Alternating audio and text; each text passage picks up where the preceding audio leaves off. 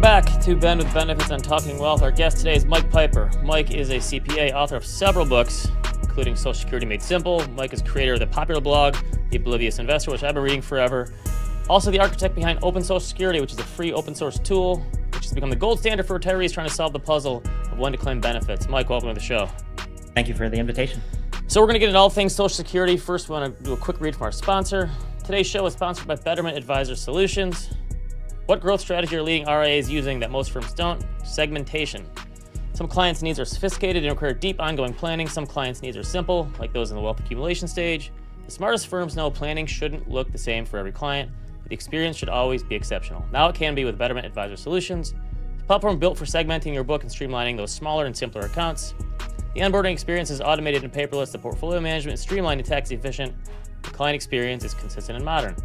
And the impact isn't just felt by your clients, it's felt across the entire practice. Imagine a back office that's humming, a team that's thriving, and a service model ready to scale. Betterment Advisor Solutions, your biggest regret will be not doing it sooner. Learn more at betterment.com/advisors. All right, Mike, let's get this one out of the way. First, there's a lot of fear mongering when it comes to Social Security, right? John, throw up my headlines here. There's a lot of different headlines that show, people are worried, it's heading for trouble. Oh no, it's going to be bankrupt. I get this all the time. I have young people reaching out to me all the time. Okay, John, you can take it off. Social Security is going to be insolvent by 2034. I'm a young person. I'm never going to get it. I have very strong feelings about this and why all the fear mongering is wrong, but I wanted to get your take on the matter. What is the actual story behind where Social Security sits in terms of its funding status? Yeah, this is a great one because we have very good data on this topic. Every year, the Social Security trustees, they release a report providing the latest information on the funding status of the program and the long-term projections. And it is true that the Social Security Trust Fund is projected to be depleted in 2034. And so the trust fund is basically, for many years, the program brought in more revenue every year than it paid out in benefits. So a trust fund was accumulated. Now the program is paying out more benefits than it is bringing in revenue. So the trust fund is dwindling. And it's projected to be depleted in 2034. But for a lot of people, that's where their information stops. Like that's the headline that they've seen. And they don't realize that there's another piece to it, which is a really important piece, which is that the program will keep bringing in revenue every year, right? Every time. Right, we still pay taxes into the system, right? It doesn't stop. Right, exactly. Everyone, when you earn earnings, wages, or self-employment income, you're either paying Social Security tax or self-employment tax, most of which is Social Security tax. And so the ongoing revenue, they project that it will be about enough to pay for 77% of the promised benefits. So even if Congress does absolutely nothing at all, we don't see a scenario where the program disappears. We see a 23% cut to benefits, which is a big deal, obviously, especially for anyone who's living primarily on Social Security. But the idea that it's just going to be gone, like there's no reason to think that. And you can never say anything these days with certainty when it comes to our politicians, but I would assume most politicians wouldn't want to see that cut happen. So the one option would be, listen, the government just takes on more debt and they fund the gap, right? Hey, we pay out 80 cents on the dollar. The other 20 cents is going to come from the government spending. What are some other solutions? Like, what are some simple fixes that could put us on more solid footing? Because to your point, like this is just math. They have the actuarial tables. They have the funding that they can see that's going to probably come in. So like they have this, I think I've seen them take numbers out to like 2098 or something, right? When I'm long and gone, like, and they can say even then it's going to bring in like 70 cents on the dollar or something. So like, what are some simple fixes we could do that would make people not as concerned about this? Yeah, that's right. The projections usually look 75 years into the future. So roughly the end of the century. And this same body, the Social Security trustees and Social Security actuaries, they put out information again on all of the different, not all of the different things, but a long list of different things that could happen in terms of how the program's funding status could be improved, as well as actually different changes that people propose that would make the funding status worse, like different ways benefits could be increased. And, this is how that would affect the funding of the program. And there's a long list of different things. One of them, possibly the simplest, just like you said, Ben, is essentially the idea of we don't change the benefit calculations at all. We don't change the tax, self-employment tax and Social Security tax at all. We just essentially decide that whatever shortfall there is, we can use, general income tax revenue to pay for that.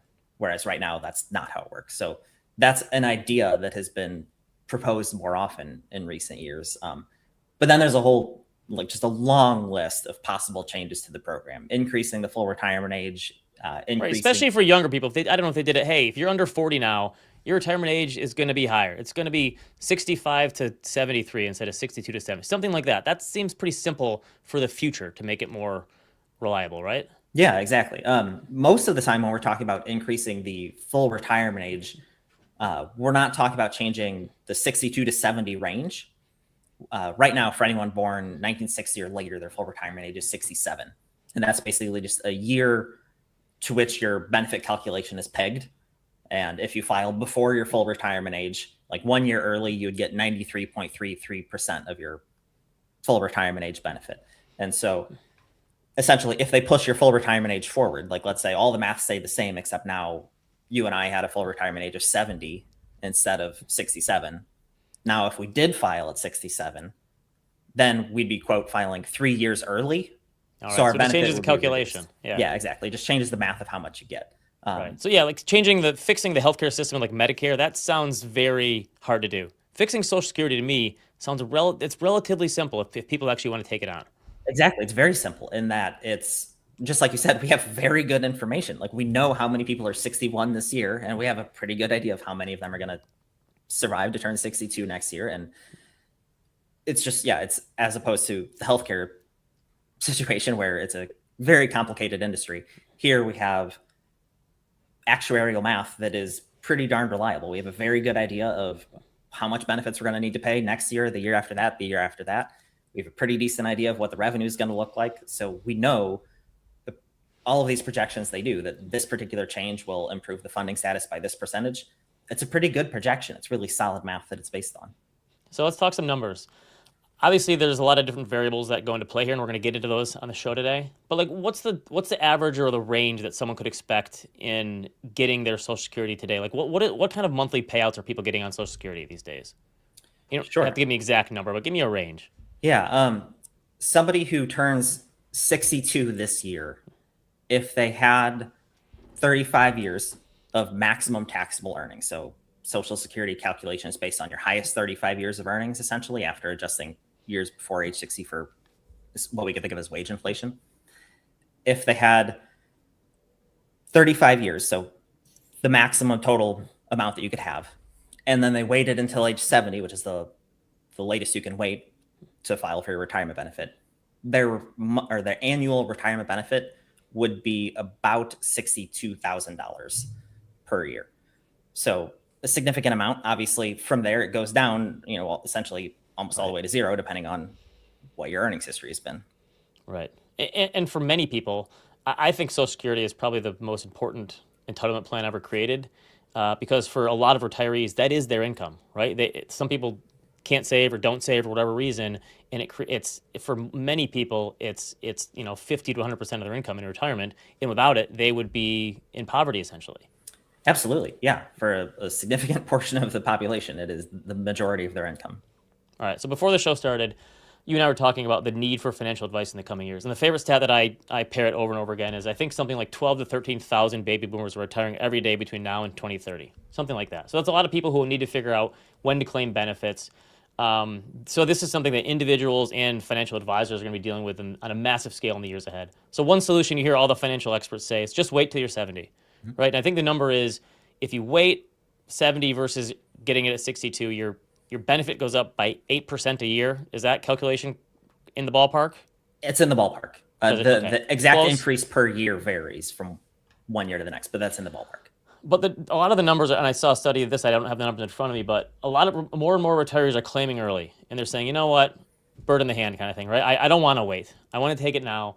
Obviously, there are trade-offs involved in this decision, but how do you help people think through, like, when is the right time to take it? Because for a lot of people, it's more just they're impatient, and I don't want to wait for a higher number now. I want to get it now. Like, how do you help people think through this? Yeah, so there's a few ways to look at this. Number one is just running actuarial math, basically math based on life expectancies, to say, well, let's just run the numbers and see based on how long I'm expected to live, which filing age, or if I'm married, which combination of filing ages for myself and my spouse would be expected to provide the highest total number of spending over the course of our lives. That's one way to look at it. Another way to look at it is the longevity risk point of view. This is kind of exactly what you were just talking about, Ben, where a lot of people say, I'm going to file now because I don't know how long I'm going to live. So the safest thing to do is file now and make sure I get at least something. To put it bluntly, that's from a risk point of view, that's exactly backwards. Because in retirement planning, as you know, the scenarios where you die early, those aren't the scary scenarios, right? If somebody retires at 62 and then dies at 64, they almost certainly did not run out of money in retirement. It's right. The big risk is longevity risk of running out of outliving your money. Right. Exactly. And so delaying your benefit provides you with a larger benefit for the rest of your life. And so the longer you live, the better it will turn out to have been to have delayed your benefit. So from a risk point of view, we should favor decisions that push filing to a later date. And obviously one of the reasons I think people don't want to push it out so late is because, hey, I either have to keep working or I have to start spending down my assets. And that's the thing I think where a lot of people are hesitant to spend down those assets because they want to just keep seeing the number go up, right? Yes. But the point is, it's a trade-off of you're seeing the other number go up with the income. And I actually think that Social Security number can help people spend, if it's a bigger number later, can help people spend more because they like having the income come in to spend as opposed to spending from their portfolio. Yes, exactly. From a psychological point of view, it's much easier to spend Social Security income coming in than it is to spend down your assets. So you created the tool called Open Social Security that just kind of helps people understand their benefits. And it's opensocialsecurity.com for people who want to check it out. There's actually not a ton of information you have to put in here. So I'm just curious how hard it was to build this, and then what are the main variables people need to understand their situation. So it took a long time to build. It was about 20 hours a week for about 2.5 years. So it was a significant project. And this is totally free, right? No one has to pay for it. It's free. It's also open source, so it's not a black box. You can see all the code on GitHub, see exactly how the math is being done. So this is a labor of love for you. You put a lot of time into this. Yeah, in part because all the other tools that I've seen, we'll get into the weeds here in a second, there's a shortcoming, frankly, of all of the other tools that I've ever seen. Okay, I don't want to get ahead, but so every year I get an email from the SSA saying, hey, here's the earnings you've done so far. Here's our projected estimate of your Social Security payout when you retire. Like, how helpful is that? That's super helpful. Okay, so that actually is kind of helpful. Okay. Yeah, I think there's also so there's another website, ssa.tools, which is also free and open source. I have nothing to do with it, but it's another excellent free tool. So the calculators from the actual Social Security Administration, they're useful, but there's limited flexibility with regard to the assumptions that you can put in as far as when you will stop working and when you will file for your benefit. SSA.tools basically lets you copy paste your earnings history in, and then it's just got little slider inputs that let you adjust to say, this is when I'm going to stop working, or I'm going to earn this much money until this date, and this is when I'm going to file for my retirement benefit. And it just tells you what the monthly benefit would be. So, okay, so what was the hardest part for you? Because the one so you have this PIA, this primary insurance amount, which I don't really understand very much. Is that the hardest piece of this? Is that the hardest one to figure out for you, or what? So your primary insurance amount is your monthly retirement benefit if you file for that benefit to begin at exactly your full retirement age. Okay. So depending on what age you file, you will get a percentage of your primary insurance amount. If you file before full retirement age, you get less than 100% of your primary insurance amount. If you file after full retirement age, you get more than 100% of your primary insurance amount. So that's all that number is. And that's one of the things that the statement from the Social Security Administration that tells you an estimate of your primary insurance amount. So the feedback from people who've used this over the years, has it caused you to make any changes to the tool at all? Somewhat, yeah. The biggest changes, though, to the tool have simply been as the actual new legislation comes out. Right. So, for instance, with the Social Security Fairness Act last year that eliminated the windfall elimination provision and government pension offset, which were rules for people who had government pensions, essentially. That required an update to the code, obviously, to make it conform to how the way the benefit calculations actually work today. So that's been the biggest thing, really. So how about so you have the marital status in here. I'm curious about that. What are the considerations for spousal benefits? Because I know my parents did more of a hybrid approach where my dad waited till 70 to file. but they filed earlier for my mother.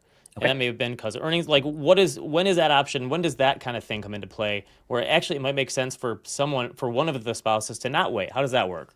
Yeah, with a married couple, the biggest factor there is actually survivor benefits rather than spousal benefits. And very briefly, the way that works is that when the spouse with the higher earnings record waits to file for benefits, it increases the amount that the couple receives for as long as either person is still alive, because it will increase that person's own retirement benefit, but it would also increase the other person's benefit as a surviving spouse if that other person lives longer. Right. So that's a very strong point in favor of in a married couple, the higher earning spouse waiting all the way until 70, because it's increasing the retirement or the monthly benefit as long as either of the two people is still living.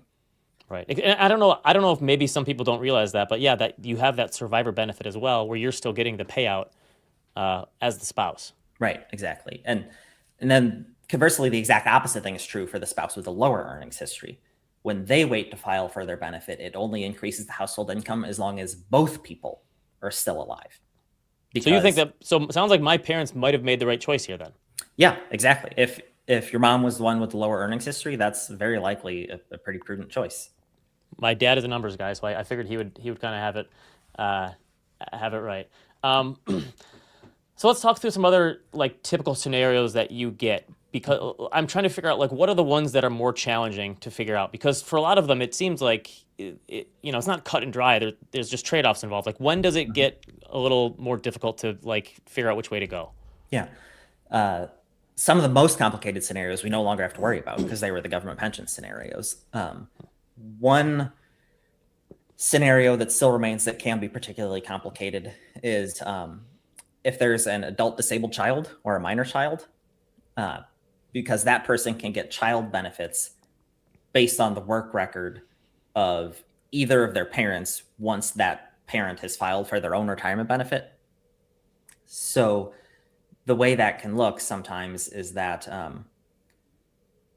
let's say because another thing that often happens, if you're a family where there's a disabled child, often one of the parents might not qualify for their own retirement benefit because they spent so much time over all the years providing care for this child. That's fairly common. Or even if they qualify for their own retirement benefit, it's likely much lower because they had a lot of time out of the workforce, or when they were working, it was very part-time, et cetera.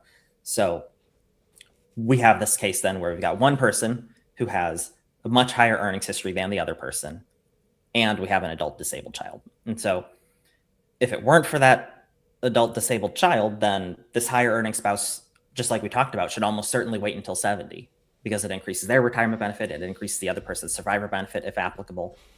But now we have this other factor where the child can file for a child benefit, but only once this person starts taking their own retirement benefit. So basically for them, the cost of waiting is much higher than it would be for another family, because they're not only delaying their own retirement benefit, they're delaying their kids' child benefit.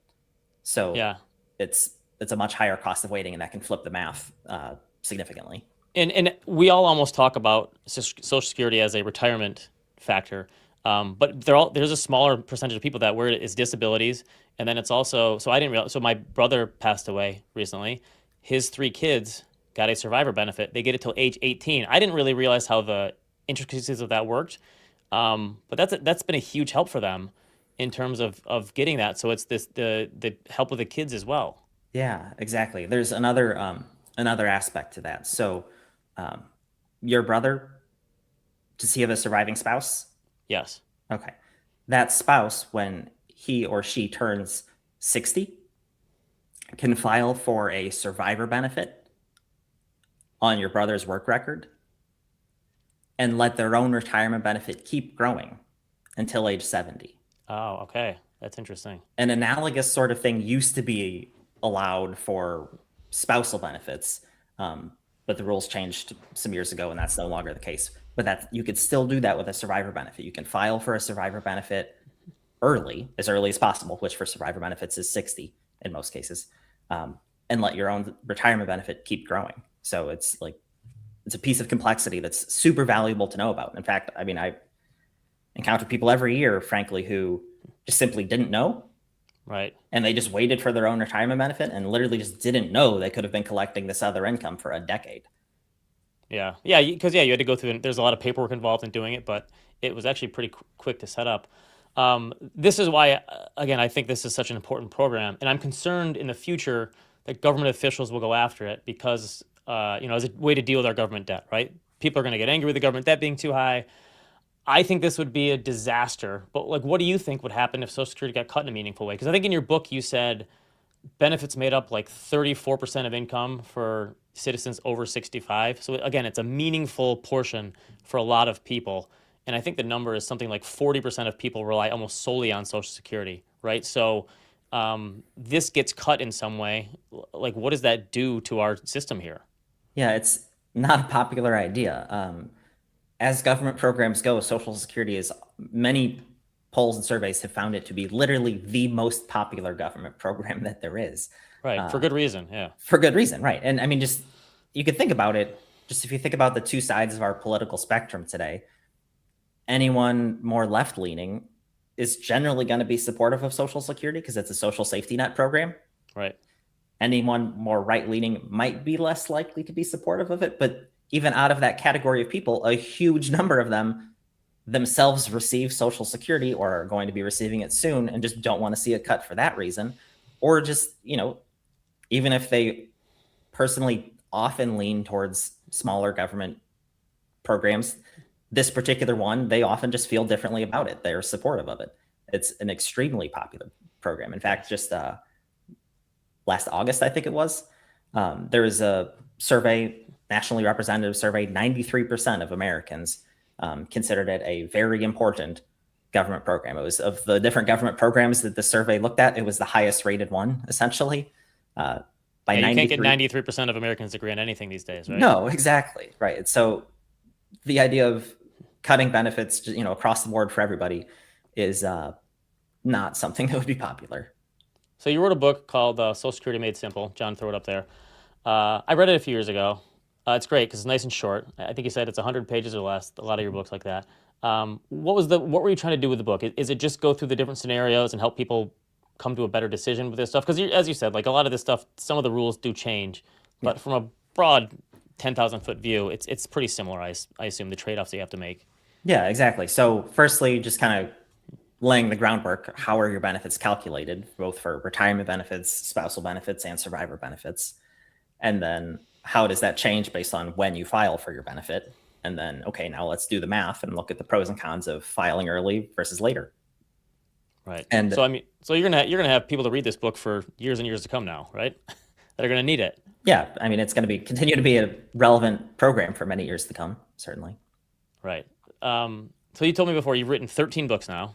Mm-hmm. Your most recent one, I think your most recent one was, what is it? What do you have? What when you have enough? What's the name of it again? More Than Enough. More Than Enough. Okay. So this is a topic we've covered on this show before, and I think it's really applicable to retirees because I think like it's like a great problem to have, but there's a psychological hurdle for a lot of wealthy people when it comes to spending down their money, right? Absolutely. And it's, again, for a lot of people, it's like, oh, great problem to have. But people do have this. So maybe walk through some of the things from that book, I think, that in terms of what you tell people to do when, listen, I lead a comfortable life. I don't need to spend a lot of money. I'm relatively frugal. How do you think I grew this wealth? That's a lot of people. Right. So like, what do you tell them? Because there's other things to do in terms of helping out children or giving to charity or other things you can do. So what do you advise people on that? Exactly. Just to back up a step for just 1 minute, I think an important point is that this more than enough life circumstance, it's actually the expected outcome. Like if you retire with what we would consider to be enough, when we decide how much is enough, we're generally basing that on a whole range of conservative assumptions, right? We're assuming that you live beyond your life expectancy. We're assuming that you don't get very good investment returns and so on. But that's not what will happen for most people. Most people have kind of middle of the road outcomes. And so they will eventually end up with more than enough. And so when you at some point do realize that that's where things are headed for you, for some people, it might be the case that they have pent up spending of their own that they've wanted to do and have been delaying it. And so it's easy to just kind of turn on the faucet. But just like you said, for a lot of people, it's not. Either psychologically, they aren't that's just not how their nature is, right? They've been saving for so many years. They like to see that number go up rather than go down. Or for other people, they just aren't that excited about spending more money. They just already are living the lifestyle that they want. They don't feel like a nicer car or, moving to a more expensive home or anything. They don't want to do those things. And so in those cases, the things I usually bring up are giving to family or other loved ones and giving to charity. And I think especially on the topic of giving to loved ones, the most common age to inherit wealth is age 60, which kind of makes sense when I think about average life expectancies and how old people typically are when they have their kids. Yeah, baby boomers are going to live longer than any other generation, right? Right, exactly. And if you think about it, inheriting wealth at age 60, it could be impactful, absolutely. But I mean, just any one of us, would we have preferred to receive a chunk of money at age 50 or at age 40 or at age 30? Yeah, exactly. Absolutely. Everyone says yes. Way more responsibilities, down payment, kids, daycare, all that stuff, right? Youth sports, all the stuff, right? Right. And even so all those responsibilities, but also just traveling, right? It's so much easier when you're 30 or 40 or even 50. When you're physically able, right? Exactly. Yeah. Right. It's easier to turn money into happiness at a younger age than at a later age. And so if you can give to your kids or grandkids or nieces or nephews or grandnieces or nephews or whoever it is, while they're still younger, once you realize that you can afford to do that, it's tremendously impactful. And it can be, frankly, much more impactful than leaving it as a bequest later, even if that bequest later would be a larger dollar amount. Yeah. People are going to appreciate less now than more later, right? Yes. That's true. All right. So when I first started my blog, one of the things I did was read a bunch of old posts from blogs that were already more established. And one of those was yours, The Oblivious Investor. So how long have you been writing the blog for? 2008. I started in October of 2008, basically to try to get the message out that, yes, things are going badly right now, but you don't need to panic. Like, the stock market does crash every once in a while, but you don't need to sell everything immediately. Not the easiest time to get that message out. No, but it seemed important. All right. So you've been doing this for a long time. You've been in the content game for a while. Like, what is your survival strategy? Because I've seen a lot of blogs kind of come and go since I've been writing. What is your way of continuing to produce content? A lot of it is just questions that come in. After writing for so long, there's a lot of people who read and they write in with questions, just like on your blog. Picking the ones that seem most relevant to the most people and trying to provide a useful answer. Yeah, it is funny how useful an intelligent audience can be. Mm-hmm, right? Absolutely. Yeah, I find the feedback is helpful too. All right. Well, check out Mike's blog, The Oblivious Investor. I've been reading it forever. OpenSocialSecurity.com. And also check out all Mike's books on Amazon. If you are a financial advisor, sign up for our Talking Wealth newsletter. It's talkingwealthpod.com. We'll be adding much more content throughout the year. And tune to The Compound at 1 p.m. Eastern. I'll be answering questions for Ask the Compound straight from our viewers. I'm doing double duty today. All right. Thanks, Mike. Thanks, everyone. Appreciate it. Thanks for having me.